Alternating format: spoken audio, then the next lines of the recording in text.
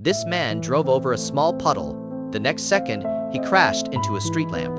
He got out helplessly and began to complain. Just then, a tow truck passed by behind him. Frustrated, he threw his beaded bracelet into the water.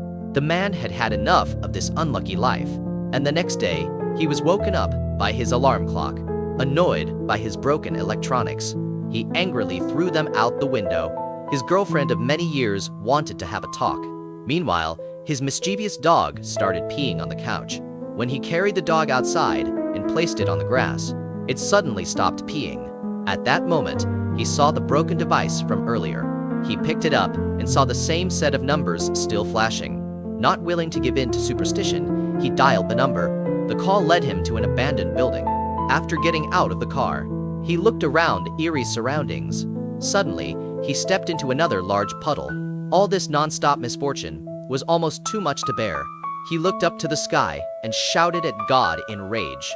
Inside the building, God actually appeared, but the man didn't believe it. He thought this guy was just an ordinary janitor. But after searching the entire building, he realized he was completely alone. The man banged on a ladder.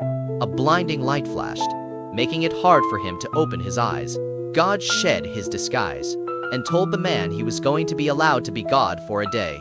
God asked him to pull out his own file from the cabinet. When he pulled on the drawer, it extended so far it pushed him back. God calmly tapped the drawer, and it zipped back instantly. Still unconvinced, the man hid his hand behind his back and challenged God to guess the number of fingers. God answered, 7. The next second, the man revealed a hand with 7 fingers. He stretched out his hand, and a bottle gently floated into his palm. But no matter how hard he looked, he couldn't see the spoon. Suddenly, he coughed and spat out a spoon from his mouth.